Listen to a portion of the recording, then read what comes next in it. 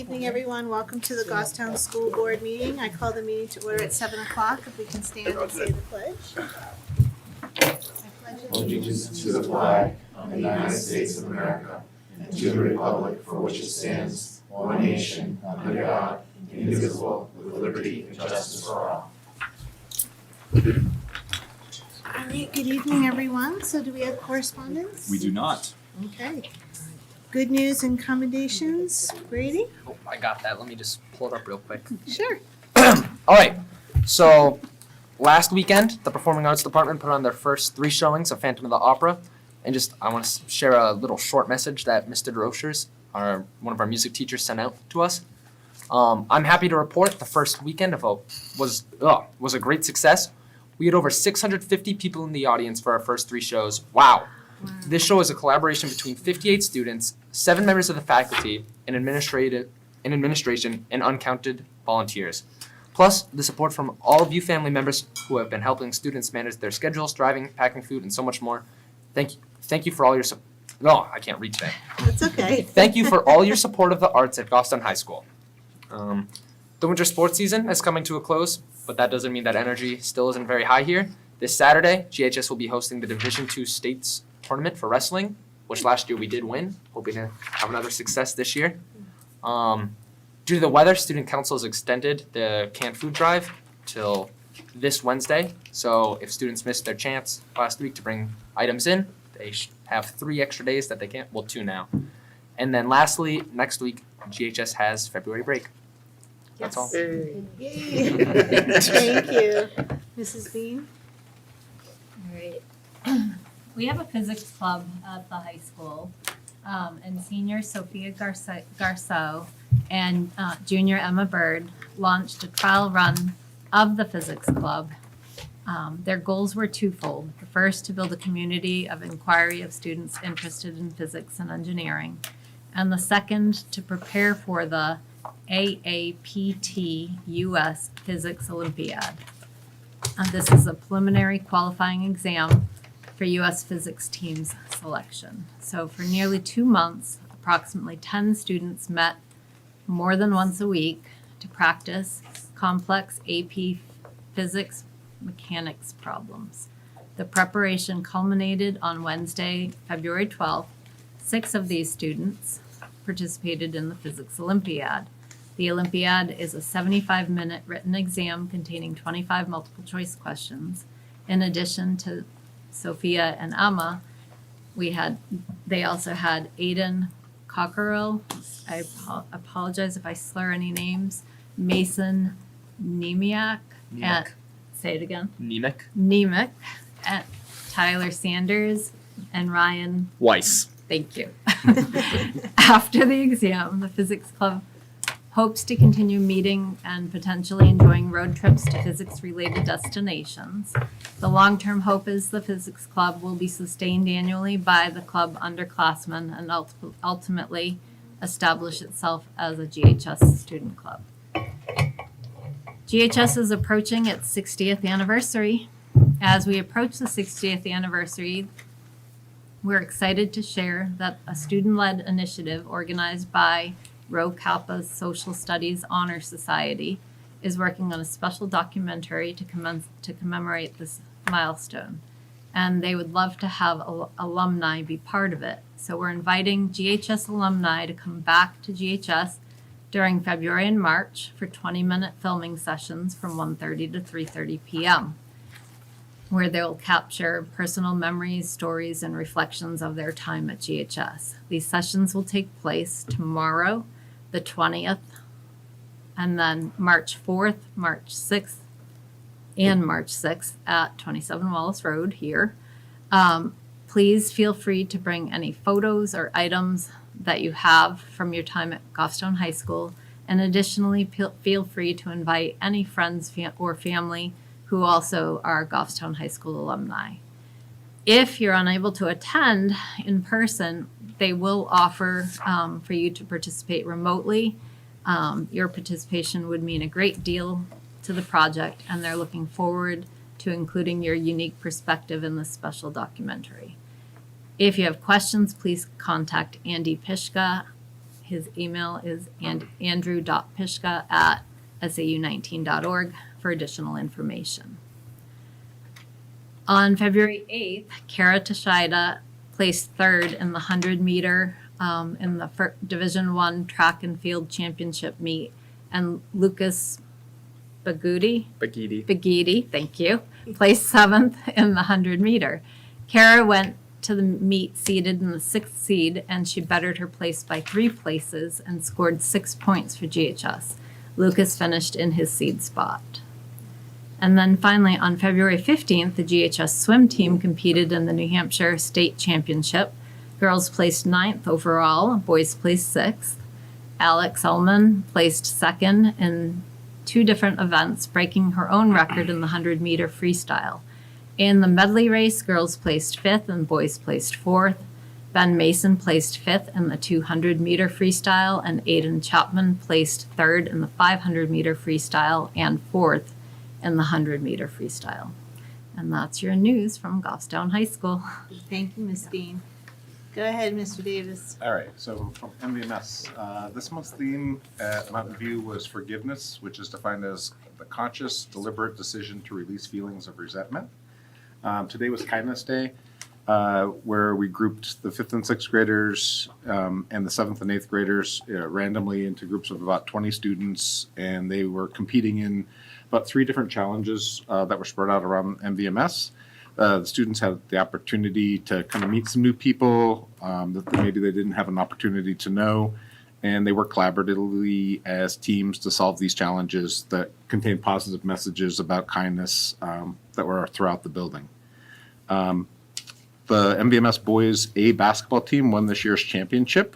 The Boys B, Girls A, and Girls B teams all came in 2nd place. It was a good year for this year's teams. February 5th, UNH STEM mobile van was at MVMS. The science classes from teams 7-1 and 7-3 got the opportunity to work with staff from UNH to perform some hands-on interactive labs on bioengineering of cells. These activities included a brief overview lesson, including questions and answers about what is bioengineering and how can it be used. After the overview, they had the opportunity to do some hands-on labs where they grew lattice work, which is the material where they grow cells in labs. And then following that, the students had the opportunity to actually go in the UNH STEM mobile van and see and interact with some of the lab equipment that scientists would be using if they were in the lab actually growing these cells. The 5th grade went to the Capitol Center for the Arts in Concord to see Dr. Kaboom, where they learned about and got to experience the science of pressure. February 28th through the 20th, the February 18th through the 20th, auditions for Beetlejuice Jr. will be held at MVMS. The performance date has not yet been posted. Miss Levine's 8th grade math class had some fun playing with math concepts as they completed a math lab challenge to calculate the ingredients needed to make the perfect cup of Kool-Aid. The students greatly enjoyed this activity. And March 7th, Mark Lacasse and myself had the opportunity to represent Mountain View at the 1st annual New Hampshire Maple Symposium in Guilford. I was a presenter at the symposium working with elementary and middle school teachers who were kind of trying to figure out if they wanted this, to bring this idea of maple producing into their school. Mark had a fun chance of jumping in. One of the presenters didn't show up, so he actually taught a class on how to drill and tap trees. It was a great event, and we had teachers from Maine and New Hampshire there present. And that's it from Mountain View. All right, thank you, Mr. Davis. Does anybody else have commendation? Oh, yes, Wendy, go ahead. I'm used to you over there, going right down the line. You're over here. Over at Maple Avenue, the 1st graders celebrated their 100th day of school last week. A number of them dressed up as 100-year-olds. And they did lots of projects relating to the number 100. That also happened over at Bartlett. Also over at Maple Avenue, for the 101st day of school, there were many Dalmatians seen throughout the building with teachers and students dressing like Dalmatians. This week at Bartlett, they are also hosting an all-school buddy book event where classes are paired together and students are sharing a good book with peers. Over at Glen Lake, they started their 5-week parenting series positive solutions for families with dinner and childcare provided for participating families. This series is possible due to the financial support of the Glen Lake Parent Organization, and a lot of staff and student volunteers as well come in and help. The goal of this 5-week series is to help parents understand their child's challenging behaviors, helping parents support their child's social and emotional skills, and helping parents develop strategies they can use to help their child learn appropriate behaviors. The series has been held for several years, and response from participants has been constantly very positive. Also, Spirit Week was held the first week in February. And last week, Glen Lake also celebrated their 100th day of kindergarten, with students sharing collections of 100 objects and learning strategies for counting large groups of items. Glen Lake also celebrated Valentine's Day last week. Kindergarten students graphed candy hearts provided by the parent group. And along with our preschoolers, they enjoyed some other fun activities focused on love and friendship. And that's what's going on at the elementary schools. Wonderful. Thank you, Wendy. So is there any other commendations, good news? Go ahead, Ginny. I would like to commend the schools on the little blurbs that they're putting out on social media about what the schools are doing, and some pictures of kiddos doing activities. I think since we don't have a newspaper anymore that kind of showcases what's going on, I think it's awesome that these things are happening so people can see the cool things that are happening in our schools, and the interesting and learning opportunities that they're giving to kids. The other thing is, can I ask for a moment of silence? A past school board member, Barbara Simons, died this past week, and she was very busy in the community, and a lot of her children and grandchildren still live in the community and go to our schools. So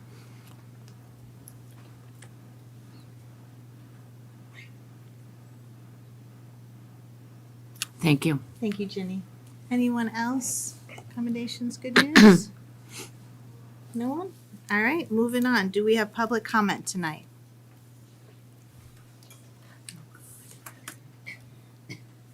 Hi, Nancy. How you doing? Good, how are you? You know the spiel, 3 minutes. Say your name I'm and getting pretty good at this. you are getting good at this. I don't know. We'll see how I do tonight. Because I had to change some things as I went through. Anyway, I am not sure that So everyone in name and this room. address. Oh, sorry, Nancy Biederman, Byam Road, New Boston. Hopefully everyone's been seeing the news lately that the United States Department of Education Office of Civil Rights has sent a letter to all the 50 states issuing a statement that the department will no longer tolerate the overt and covert racial discrimination that has become widespread in this nation's educational institutions. The law is clear. Treating students differently on the basis of race to achieve nebulous goals such as diversity, racial balancing, social justice, or equity is illegal under controlling Supreme Court precedent. All students are entitled to a school environment free from discrimination. The department is committed to ensuring that those principles are a reality. As of February 14th, they sent a letter out, and it says all schools have until February 28th to comply, or they will lose all federal funding. I know that there was a technical advisory sent by the Department of Education about this possible, because this was sent out on February 4th, and this came out on the 14th. So the reason I'm bringing this up is by another right-to-know request on March 11th, 2021. A contract was sent by SAU 19 School District to James McKinn, Managing Partner, Organizational Igniter, and he was supposed to be hired as a consultant for a program called Belong Through Diversity, Equity, and Inclusion. The contract was for $17,300. I found a page with his signature, but I did not see a signature from the SAU. So at this point, I don't know whether or not the contract was followed through. There was documents that show that prior to this contract, Mr. McKim was paid $2,375 for 7 consults, is what I'm calling it, from December 21st, 2020 to July 6, 2021. For DEI workshops and consultations. And one of the consultations was to a diversity, equity, and inclusion committee that was formed officially in 2021. It was initiated 3 years prior at GHS. As stated in the paperwork for this contract, which I do not know if it was followed through or not, one of the challenges facing the district was that the community was majority conservative. Does not sound that would be a challenge, and I'm not sure that is a very inclusive statement. The purpose of this contract was the formation of a belonging plan. I've searched the district's websites and I see no evidence of a belonging plan. I sent a right to know request today. We'll see how long it takes to get the information. All my requests usually take 90 days. I've asked for the minutes, the agendas for the SAU 19 GHS DEI committee, all their emails, the belonging plan, the information packs for the two 2-hour DEI workshops that were given in the district in 2021, and a few other documents that were not included in my original right to know request, including any surveys given to staffs or students, because in some of the emails it was again pushing for student data. One email from the DEI committee that I did receive through my right to know request talked about a student who felt that he was the bottom of the barrel at GHS because he was male, white, and heterosexual. Another teacher felt that their view would not be accepted because they were against the DEI ideology. I wonder if that teacher is still on staff any longer. There were also comments that parents had concerned about anti-white comments at school. I really want to know what's being taught here at GHS. As a school board, it is your duty to the taxpayers of this community to do your due diligence and ensure that we will be in federal compliance by February 28th. Are you going to make sure that this committee has been dismantled and not just given another name? Thank you. Thank you, Nancy. Anyone else, public comment? All right, seeing none, I'm going to close public comment. And we're going to move on to the approval of January 27th and February 3rd meeting minutes. Move to approve the January 27th minutes as provided. Thank you, Jared. Do I have a second? Second. By Ginny. Any further discussion? Seeing none, all those in favor say aye. Aye. Teachers, student, opposed, abstaining. We are unanimous. Everybody said yes. And then the February 3rd. Motion to approve the February 3rd deliberative session minutes. Thank you, Jared. Second. Second by Ginny. Any further discussion? Seeing none, all those in favor say aye. Aye. Teachers, student, opposed, abstaining, we're unanimous. Everybody said yes. So I'm changing the agenda a smidge. Towards the end, we have Megan Bizzaro going to present and ask for some equipment. And instead of her sitting here waiting, I would like her to come now so she can go home. So there is a packet towards the end of your pile with everything that she will be discussing. Hi, Megan. Hi, how are you? Good, how are you? Good. Welcome. Thank you. Good to be here. What we're asking for is to spend some of our fund balance to replace a 30-plus-year-old serving line at Mountain View. The current one is not up to health code for holding cold food. It is, it requires our staff when we're using the hot steam table to carry over multiple gallons of water. Plus, we have 4 wells, and if we only want to use one, we have to turn on all 4 of them, so it's not very efficient. They're supposed to click together. We have about, 6 pieces that are supposed to click together. They used to. They don't anymore. So as you can imagine, when we have middle schoolers coming through, and sometimes they're excited, and all of a sudden the serving line is moving, it can be a little challenging sometimes. So that's the why.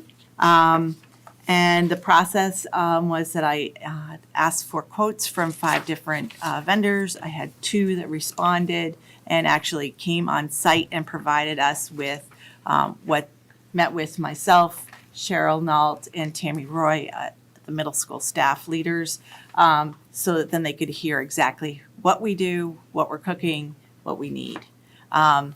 So what we decided to go with was something very basic, because if you've ever been to the cafeteria at Mountain View, the serving line is actually behind.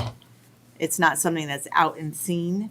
So we don't need anything with like special lights and special merchandising, because no one's really going to see that. So we went with something that would be sturdy and work really well. We put in that we wanted waterless steam table, and this way they can also control each well, so it's much more efficient and much safer.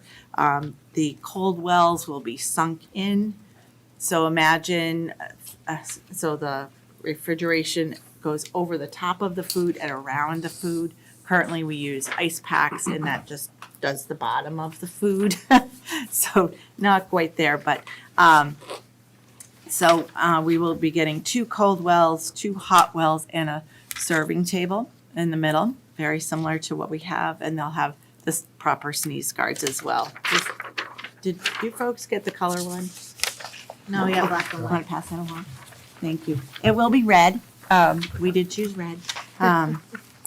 So we, like I said, we got 2 quotes back. First was alternative sales at $63,260.43, and Singer Equipment at $39,266.76. Why is there such a difference? Part of the reason is Singer is actually a national company. They're based out of Bow, but they used to be, a long time ago, Northeast Food Service Equipment. Then Singer bought them, and Singer is a national company, so they have a lot of national pull. Alternative Sales is New Hampshire based, so it's smaller. They both quoted very similar quality items, but I think part of the pricing difference is that difference in purchasing power. So the funding that we're looking at is, we do have a fund balance July 1st of roughly $341,000. Currently, this year, we've spent about $30,000 in what is considered capital expenditures. We purchased 3 warmers. We had to have a fire valve replaced at Mountain View in the kitchen. We've also had some refrigeration work that isn't normal. We anticipate to have at least $3,000 more in capital expenses because, as Dawn Tabor and I were talking, in the walk-in freezer and refrigerator here, apparently we need to replace the sprinklers. We've never, I mean, I've been doing this job for 30 years, not here, but never heard of that getting replaced. And neither has she. But we are going to obviously have to do that. And then we have the line item for the lower bid of the $39,266 for the serving line. We have built in a 10% contingency of $4,000. And so if the math works out, it's roughly $265,000 of a fund balance. That does not include any operational losses this year. We did have a loss last year. It was small. We will have another loss this year. Our maintenance so far this year is up $10,000 over last year. Our labor and benefits are up $20,000, and our food currently is up $18,000. We do have increased revenues, but they're not quite enough at this point. And what's going to happen to the old equipment is installation for these are really easy. Literally, they're all on casters. Singer will come in, they'll roll out the old ones and take them away, and there's no charge for that. Then they roll in the new ones. We'll have Cheryl, the head cook, come in, maybe her assistant, to get them all set up, cleaned up, and ready to go. And the electrician has already said, yes, the electrical is fine, you don't need to do anything, because I know electrical at Mountain View can be a little challenging sometimes. So that's why I'm here tonight, to see if we can do something new at Mountain View. Thank you, Megan. Anybody questions, comments for Megan? Go ahead, Brian. I would just share that As always, Meg has done her homework, as she always has. Mr. Totten and I went over last week and looked at the equipment, looked at what she's trying to do. I wish she would have brought the request sooner. When I saw the equipment, this is something that is past needing to be done. This will increase the functionality of what her staff can offer for kids. It's better for cleaning, it's better for sanitizing it. This is kind of a no-brainer as far as I'm concerned. Anyone else? Questions, comments? So we'll need a motion if someone is good for it. Anybody? Go ahead, Retta. And correct me if I get the wording wrong, but I believe that the motion is to use the capital fund for a total of $39,266.76. Is that correct? Fund balance. The fund balance, thank you, to purchase the kitchen equipment at Mountain View Middle School. Do you need the 4,000 contingency in there, Yep. Scott? And Okay. and the other three? Do we want all? It's just the 4,000 contingency on top. The other stuff's already been. Okay. Already done, right? Okay, so $43,267. Is that good, Megan, Scott? Yes. You guys are good? Denise, did you get all that? I did. All right, thank you, Retta. So I have a motion. Do I have a second? I'll second. By Caroline. Any further discussion?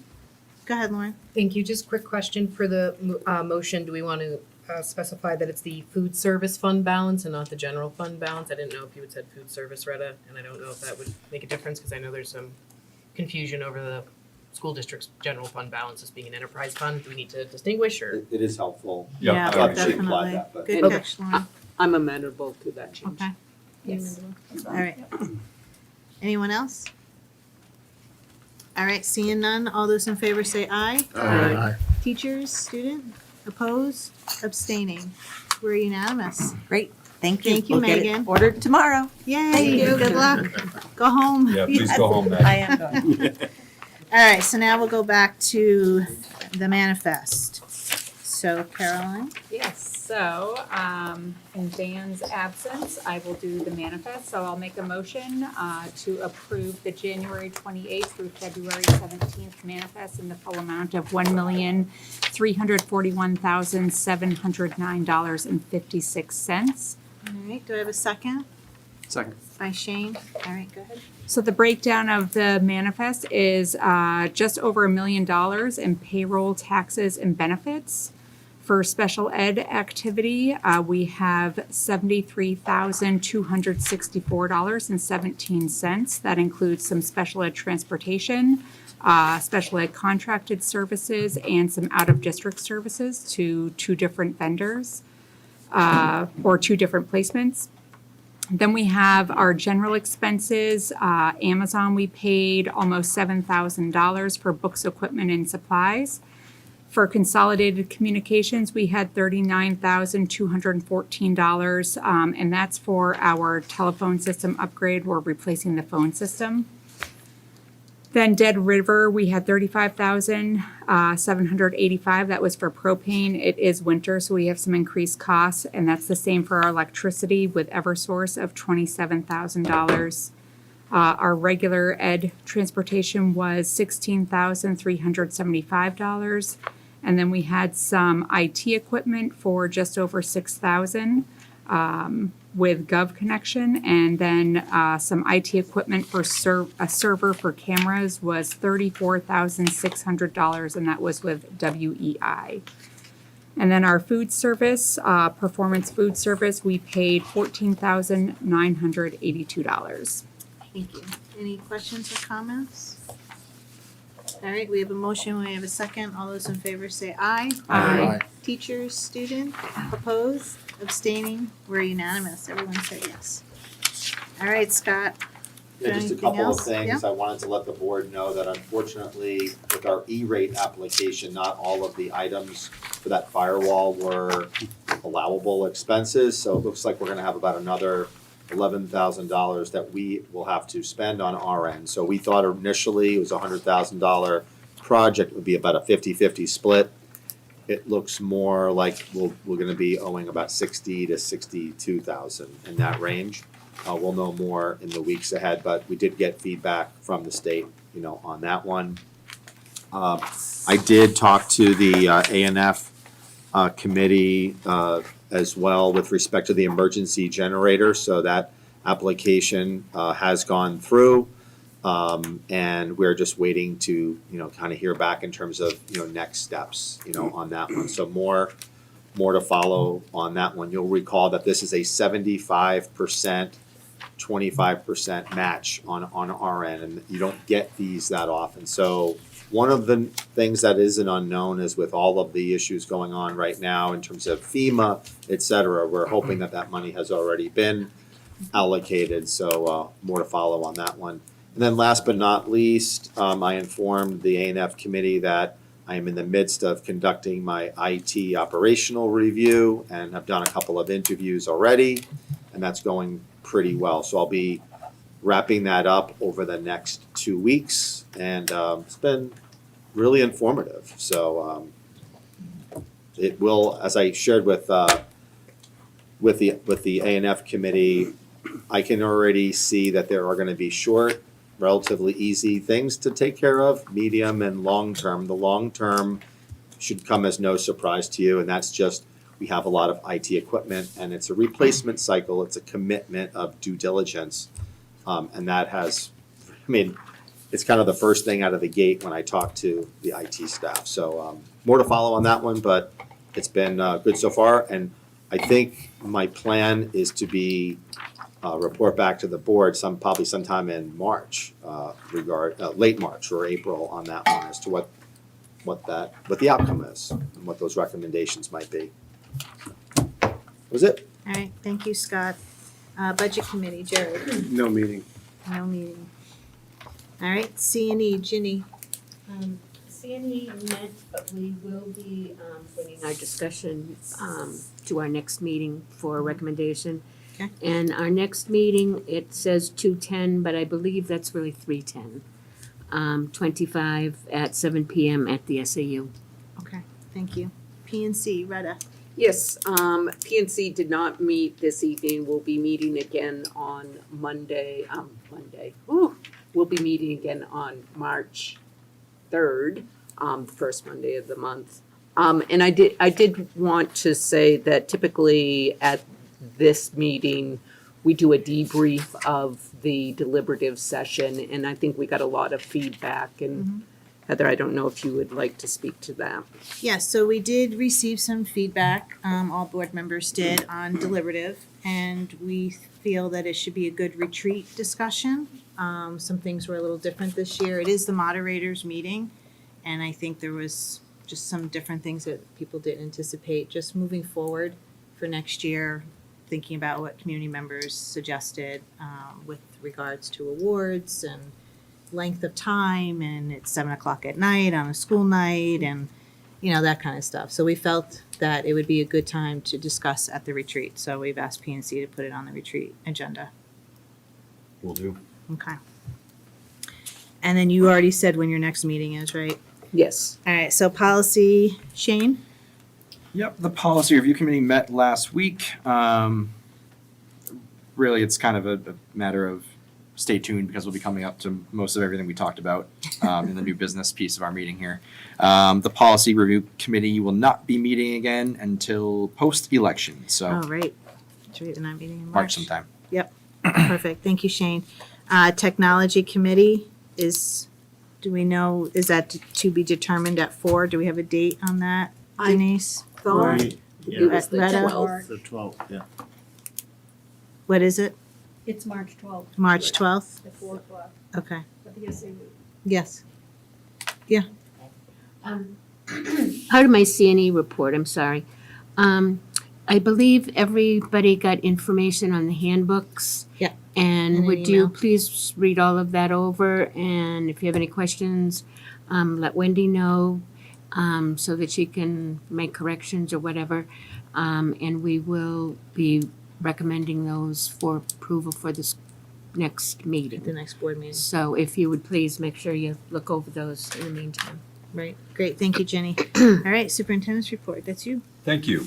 I want to let the board know that the middle school night lock installation will be happening, as we've been talking about, so that'll be coming up over the vacation week. Last week, we had our one of our SAU safety team meetings, so that continues. I wanted to follow up with the board with respect to the meeting that we had scheduled with our state reps. So we received an email from Joe Alexander that that they weren't coming this evening because it's a federal holiday. I did want to let you know that I heard from Senator Murphy, separate from that, that he wasn't aware that the meeting was canceled. He was still available to come this evening. So at this point, what you're being asked by your state reps is to have a special meeting in March they asked specifically for a Tuesday in March, which after the election doesn't leave very many Tuesdays left. But they're asking for a special meeting on a special day. So if the board wanted to consider that, I'll leave that up to you. I appreciate Mr. Gross updating on the grant. I would add one thing, Scott, which is Chief Murray let us know that he's also applied for another FEMA. So there's the hazard mitigation grant through FEMA. He also applied for another federal grant that might give us some additional funding towards the project. So we're very appreciative of having the partnership with Chief Murray and the work that he's been pursuing. Mrs. Kohler let me know that we have a really robust trip planned to DC for the middle schoolers. This is not a school-sponsored trip, but we always assist in this. We've got 108 kids signed up. They'll be going from April 24th to April 27th, and we'd like to extend a special appreciation to parent Carrie Pinkham for organizing the trip this year. I wanted to let you know that we had on your schedule for the school board meetings for the year, we had a hold date of March 3rd if we had a need for a meeting. At this point, we don't see a need for that. Actually, the presentation that you saw from Megan tonight, I think was what we had scheduled for the 3rd. So at this point, I talked it over with Mr. Gross. There's nothing pending, so our recommendation would be that there's no need for a meeting on the 3rd. I'll defer to the board on that, but that would be our recommendation. A couple of other things. So we've been in a tricky weather pattern. So we've had some pretty disruptive weeks the last couple of weeks. We've had some remote days. We've had some delayed openings. We've had some traditional closed days. Hopefully the weather pattern is starting to shift. We're hoping that this snow every 4 days is going to come to a stop. Who's hoping that? Yeah. I'm So, but we're hoping that the weather pattern is going to start to shift a little bit. I know everyone's really looking forward to vacation. I hope everyone has a great vacation week. And this was our last meeting with Lauren, so I wanted to extend my appreciation to Lauren. And also, Mr. Cloutier's not here, but as Dan's last meeting, so thank both of you for your service to the school board. Absolutely. And I would stop there and ask if there are any questions that I can answer, or Mrs. Kohler, Mr. Gross, Mrs. Moran.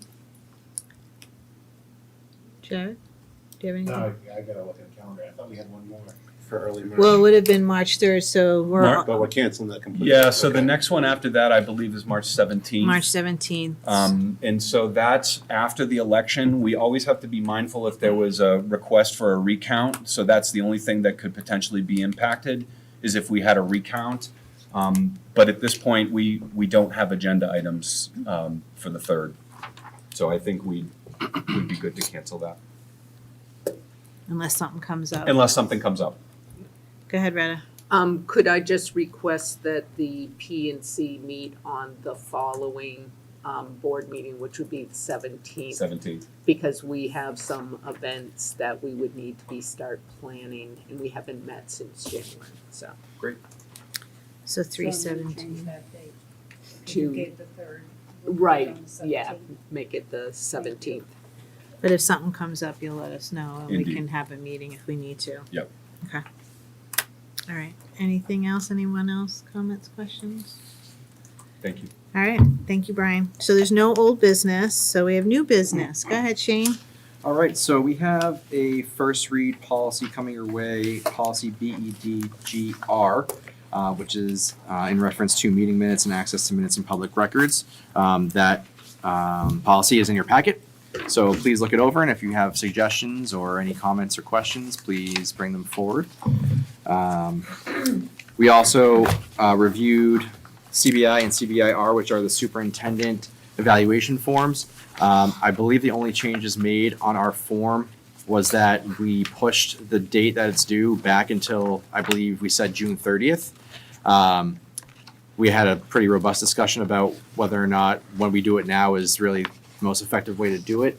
And with the input of the committee and Superintendent Balke, we determined that pushing that off until maybe like the June 30th as an end date is the best way to proceed with that. Obviously, the superintendent's evaluation goes through SAU 19. So the SAU 19 policy committee will have to change their policy as well. And if there's any changes to that policy, I assume that the Goffstown PRC would go back and mirror those changes on the Goffstown policy so that the Goffstown and the SAU 19 policies are consistent.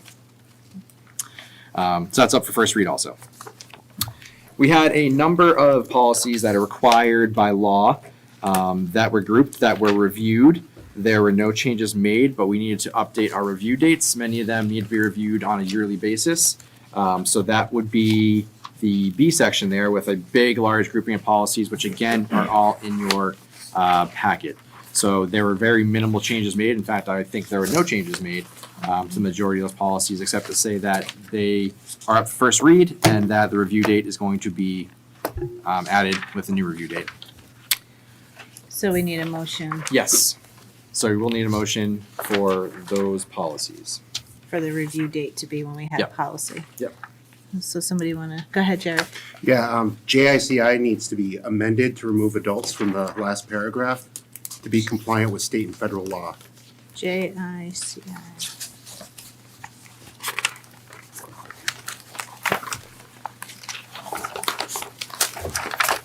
Let me get there. And where did you say? From the policy or the reg? From the policy. Last paragraph, last line. Oh, Unintentional violations of this policy by adults or students. Adults needs to be stricken from that to be compliant with state and federal law.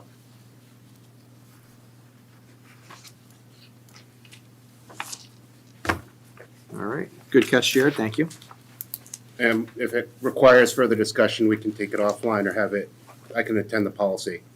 But for the uninitiated, federal law clearly states that if you have a pistol permit in the state, you are eligible to be within a school district or within school bounds with that pistol permit. Not if you're an employee. Correct.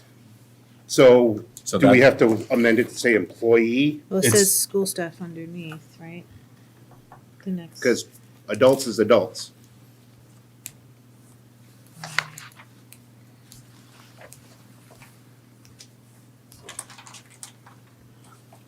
So maybe by school staff. I don't know that removing adults is necessary because it could be any adult.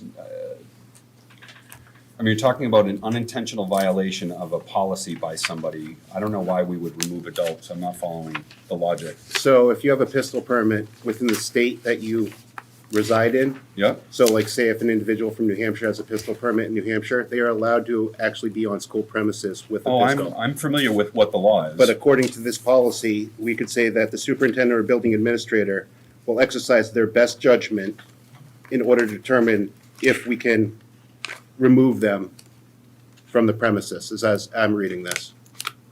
And that would be inaccurate.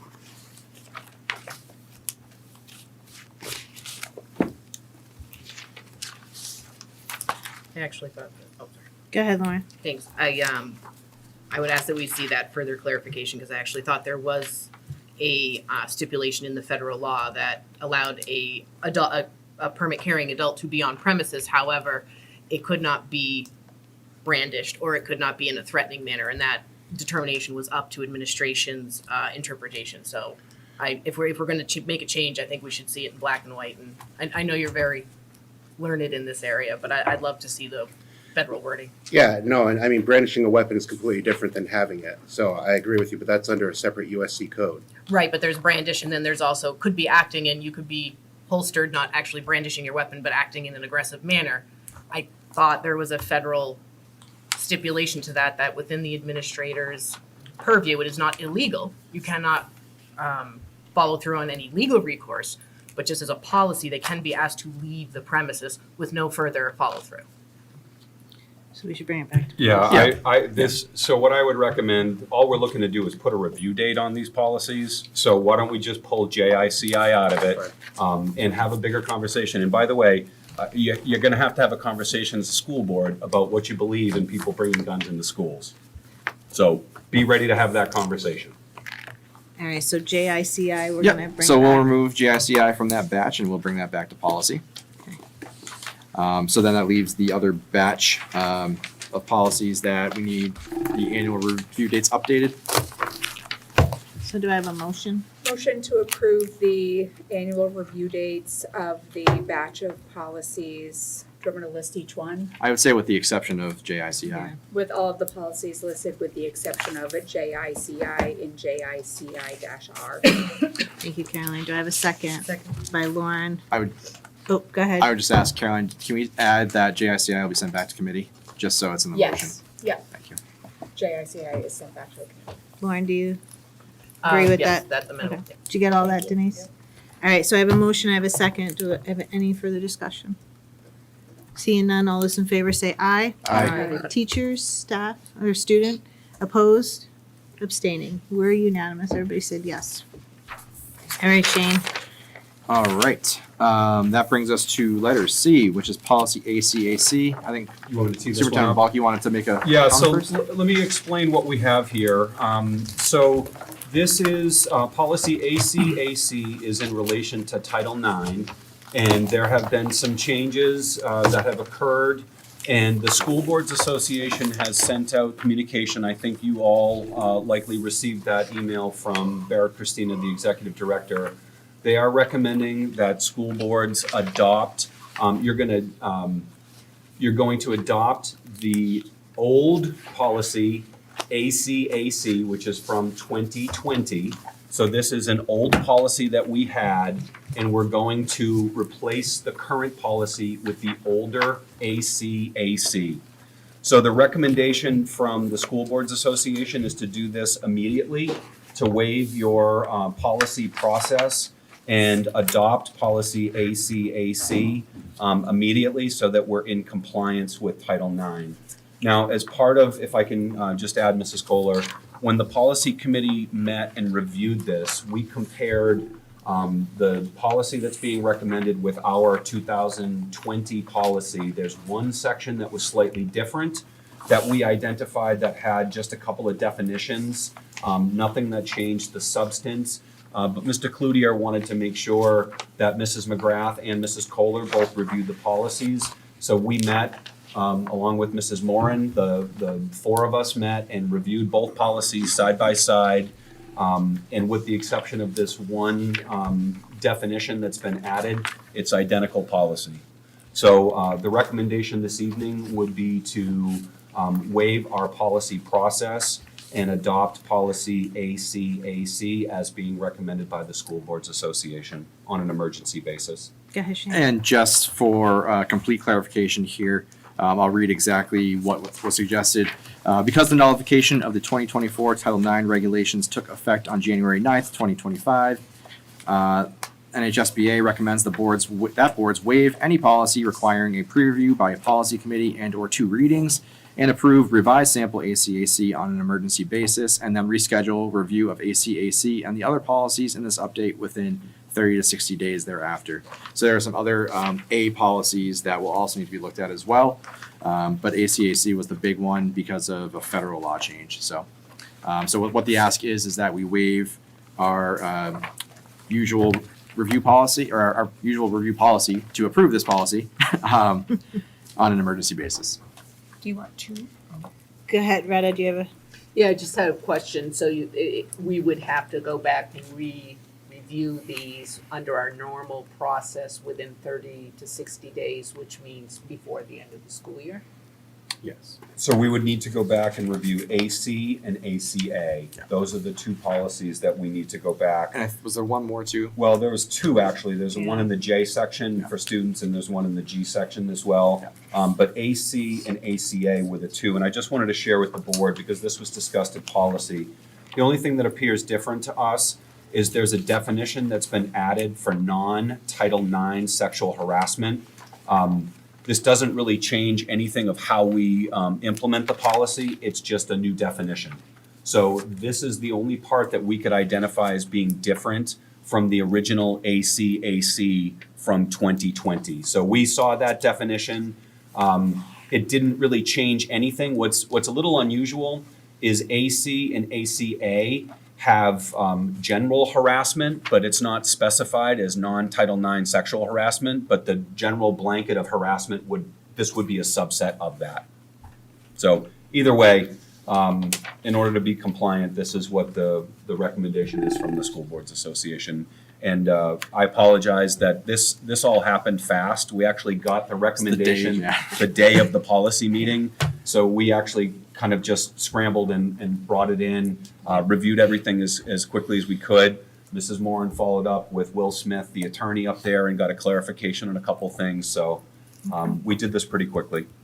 All right, anybody questions, comments? Go ahead, Caroline. Do you want two separate motions, one to waive and then one to approve, or all in one? I think you could I combine think we it. roll into Yeah. one. Yeah.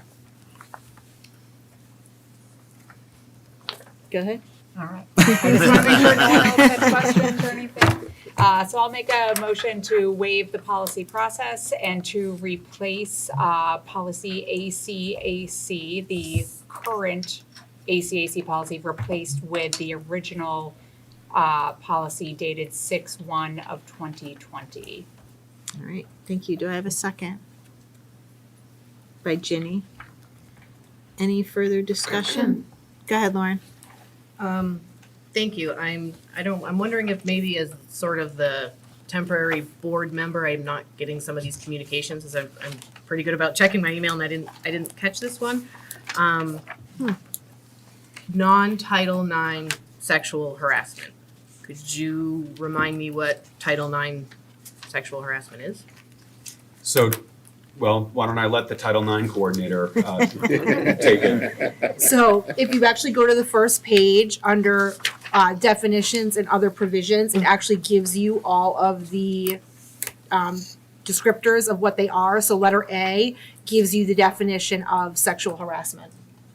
But what was different, Lauren, is that non-Title IX sexual harassment definition was new. That was new. Which is on page 3. Yep. And I'll be honest with you, when Kate and I spent hours going through this because that one piece was new. Ordinarily, if we have something that is brought to us that does not rise to the level of Title IX, I would not go to the Title IX policy. I would go to other policies. So it was interesting for me because I'm going to always, and Kate and I talked about this, is just to make sure we're going back in this policy as well. But ordinarily, I don't go between policies when I know something isn't Title IX. But it just gives us another reminder to look at other policy is really what it does, to be honest with you. Okay. I don't know if that helps, Lauren. It kind of doesn't, I'm sorry. There's a lot of definition. So, I mean, right from here, sexual harassment is a form of sex discrimination and it is strictly prohibited by the district.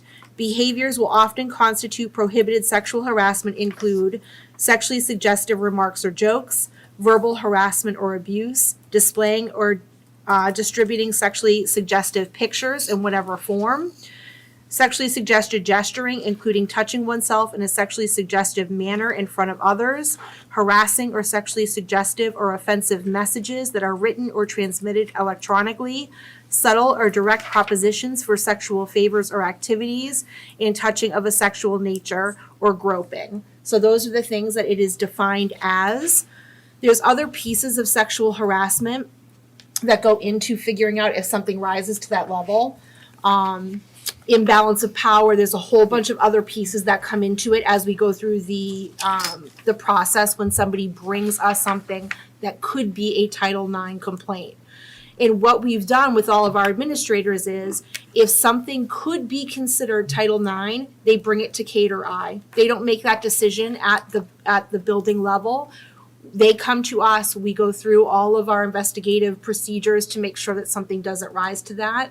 So I don't know if that helps or not, but that's kind of the process that we go through. Go ahead, Lauren. Thank you, so thank you for allowing me to follow up, and sorry to belabor this, Sure, but I no worries. want to make sure I understand. So for public's benefit, Title IX is the Yep. federal law that prohibits sex discrimination in educational settings. Correct. And we're changing the For policy. institutions that receive federal Federal funding. funding, correct. So is this in relation to be compliant with a recent federal change, the Yes. executive order? Yes, Even though New Hampshire's Supreme Court has recently said that we don't need to comply with this, or am I thinking of birthright citizenship? I think you're thinking differently. Okay. Yeah, the For title. federal funding, we are mandated to go with this. Yes. That's my interpretation from what I've received. Mr. Bulkey, do you agree with that? Correct. Okay. Are you good, Lauren? Thank you for Okay, allowing me the clarification. no worries. Anyone else, questions or comments? We have a motion, we have a second. All those in favor say aye. Aye. Teachers, student, opposed, Yay. abstaining. All right, so we have one no and the rest yes. And Heather, I actually did have one more item that I did not mention in my report. Yes, We did locate Goffstown School District Policy KHB, which is in relation to advertising in the schools. So this policy was created in 1991 and was revised in 2001. I know that this has come up recently with some discussion with Scott and Jared and things like that.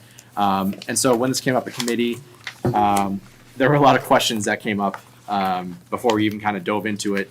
So what the recommendation from the committee was that it might be beneficial to have a full board meeting at the retreat and kind of figure out where we want to go with this, what we want to get out of it, and then in the fall, kind of work on it as an actual policy based on kind of the parameters we kind of set at the retreat. So that is an update on KHB, which is the advertising in schools. So we did start diving into it, but we think it might require a more robust discussion, if you will, at the retreat. So there's a lot of questions that came up and a lot of different ways the conversation went. So we thought it might be good to have the full board kind of give parameters on what we're looking for. great, thank you, Shane. All right, moving on. So now we're gonna go back to the E-rate, because you needed, Scott, an approval from us. No, I think I'm gonna wait another month You're gonna on wait? this, until we get like more definitive numbers. Okay. The other thing that I learned is that we should hold what's called a public hearing, and we have to advertise it in the paper if we're going to be expending from the CRF, and I wanna make sure that we comply with that. So more than likely, you'll see this in the next 4 to 6 weeks, and we'll have a public hearing, and then there'll be an official vote to expend up to a certain amount of money from the CRF for the firewall project. Okay. All right, so moving on to staffing. Okay, Okay, well, let me do the easy ones first, and then the Yes. ones that I'm excited about. So just a couple track changes, notifications for the board, Katie Parker and Josh DeRocher, both, I believe, aspiring administrators. Wonderful to see them continuing their education. And it pleases me to no end to see 3 student observers coming. I continue to be inspired when we see young people who want to go into the field of teaching and to be part of public education. So those 3 folks, I'm so pleased that they're coming and working with 3 great teachers. So congratulations to them coming in. So 2 resignations. One is expected and known, which is Kurt McDermott as the curriculum coordinator. And the second one is a surprise to you. So this one has just come in. Unfortunately, Dr. McMurray is going to resign at the end of the year. That was unexpected. The one that is expected, and the one that I'm most excited about, is the nomination of Mr. Timothy Grisone as our associate principal for next year, and then moving into the principal position the following year. So Mr. Grisone is here this evening, and so pleased and honored to be welcoming him to the GHS community and to be part of SAU 19. So I probably shouldn't say much more before you start doing some of these. yeah, so why don't we do the resignations first? I'll need a motion for the resignations. I'll make Go ahead, Caroline. It's all right, go ahead, Shane. Nope, Caroline. Somebody. Motion to approve the 2 resignations as presented. I would like to second it though, Go for it. unfortunately. Thank you, Shane. Thank you, Caroline. All right, any further discussion? Seeing none, all those in favor say aye. Aye. Teacher, student, opposed, abstaining, we're unanimous. Everybody said yes. All right, and now for the administrator nomination. So I need a motion. I'll make a motion to approve Mr. Grazone as the associate principal at Goffstown High School, starting in September 2025. Or, I'm sorry, July July 1st, 1st. 2025. I apologize. I know the work's on. No, you got work to do, Grazone. We'll expect you July 1st. Right. Thank you. All right, so I have a motion. Do I have a second? I'll second. By Retta. Sorry, I saw her hand. I got Retta. All right, any further discussion? All those in favor say aye. Aye. Teachers, student, opposed, abstaining, we're unanimous. Welcome. Welcome. Thank you so much. So glad to have you, Tim. All right, co-curriculars. So this is something that you don't see very often, and because I see it, I want to point it out to board members. So that you have 4 co-curricular athletics nominations, and these are all new. See how they have the N's next to them? We have a lot of, typically a lot of stability, but these are 4 new folks in these roles. So we have a new girls varsity softball coach. We have a new middle school softball coach, and at Mountain View, both boys and girls lacrosse coaches. All right, I'll need a motion for these nominations. I'll make a motion to approve the co-curricular nominations for the spring season as presented. Thank you, Jane. Do I have a second? By Ginny. Any further discussion? Seeing none, all those in favor say aye. Aye. Teacher, student, opposed, abstaining, we're unanimous. All right, did you want to bring him up or have him say Well, anything? Tim's here. If the board would indulge me, I'd love to just have maybe 2 minutes to have him come up and say hello, introduce himself. This can be the big spotlight on GTV. Yes. I will, spoiler alert, there will be a press release that'll go out tomorrow morning so that will go out to faculty and family. So, Mr. Grazone, welcome. Thank you, Brian. Thank you, Goffstown School Board. Could not be more excited for this opportunity. As you know, we spoke just last week. I'm a resident of New Boston. My wife and I chose to live in New Boston specifically for the schools. I am thrilled for this opportunity. I feel I'm poised and prepared and ready for the next steps with Goffstown. Very, very excited about the opportunity to overlap with Frank for his outgoing year, his last year here. Plenty to learn with Ms. McCann and the entire Goffstown staff. So very excited and very much looking forward to next steps. So thank you very much for this opportunity. Thank you. Thank you. Welcome. Yeah. All right, so any other business that may come before the meeting? Oh, 2 hands. All right. Who's first? Well, mine is just the 3 things. Oh, yes. That everybody be thinking. Yes, we have to put that on here. Lauren, was that your thing, the 3 things, or something else? No, I had my own thing. Yeah, go ahead. That's a good one. Go ahead, Lauren. I was just wondering, since it is my last meeting, I was wondering if I would be permitted to make a brief statement to the Yep. board. Absolutely. Thank you. I just wanted to say thank you for allowing me to assist you in the last few months. I know it's been a little weird having someone just here for a few months, so I appreciate everyone's patience and ask in my many questions. I hope that I helped to alleviate some work of the board. I just wanted to clarify, in my interview when I applied for this appointment, I was asked if I was seeking an election for the 1-year seat after the appointment was done. And I answered yes. And I am not running now for the 1-year seat. And I just wanted to make sure that all of the board members and the public knew I wasn't lying. I was, at the time, I filed the very first day that filing opened. I really think that I'm a strong candidate. I think I have a lot to offer, particularly in these times, and want to help the board with their mission. But given the climate, given the landscape, I really looked at, was it advantageous to Goffstown schools for me to run right now in this field? And I decided that it was not. I think there's a lot of great candidates out there that can do the work. I hope to return someday, but my decision was not based anywhere in lying to you, disinformation, or not wanting to do the work. It was simply in really, my driving force is what do I think is best for the community, and I think it was me not running right now. I would like to ask the school board continue to act as the protective barrier that we have been, particularly going into the times that we are. The school board has a lot to deal with right now, and it will continue to, and I just ask everyone to please keep in mind that Goffstown's mission. So, thank you. Thank you, Lauren, appreciate it. Go ahead, Retta. Okay, so as I said, I only have two things, so I'm looking for your help here. The first one I thought was worth sharing was the GHS alumni recording, because I think there has been periodically expressed some interest in having some sort of alumni association. And this is also a great opportunity from people not only in the community, but from afar that still stay connected. So I think it would be great to be able to get the word out. And the other one, of course, is, the principal. And probably new service line at Mountain View. Yeah, Service line. yeah, sounds good to me. That's what I was thinking. I put Tim first, though, because, Those kids are I think alumni. it's gotta go Tim, serving line, alumni. Okay. I just wanted to throw out the night lock installation. I just know that there was a lot of public interest in that, and being a warrant article a little while ago, I didn't know if maybe the public would like to see that that culmination of that effort. That's my suggestion. But I don't want to take away from Mountain View's food service. I don't want to do that. That's exciting.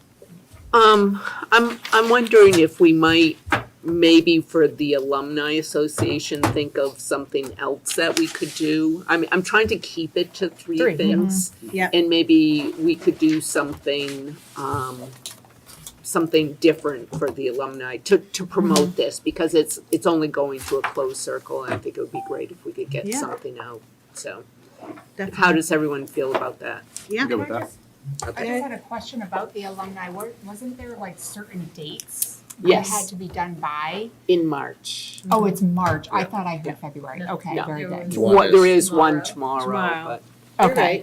And also, after I share with the school board, I create a Canva presentation.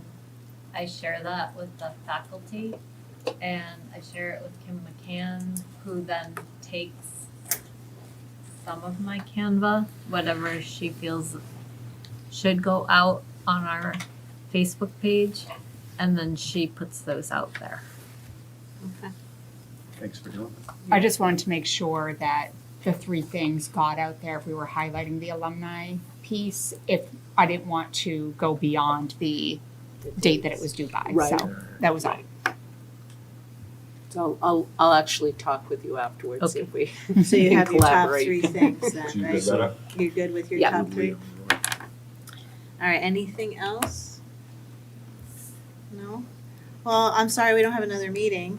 Lauren, it's been a pleasure working with you for these last few months. Hope to see you back on the ballot again. And of course, Dan has been with us for a long time Long time. and unfortunately couldn't make it tonight, so, and if we do have a meeting, we'll let you guys know. We will. So no non-public, right? All right, motion to adjourn. Let's make sure that all of our students have a safe Yes, trip or vacation. vacation, yes, next week. All right, who would like to adjourn? Motion to Lauren adjourn. and Retta, I'll second. second. All right, all those in favor say aye. Aye. Teachers, students. All right, good night, guys. Thank you.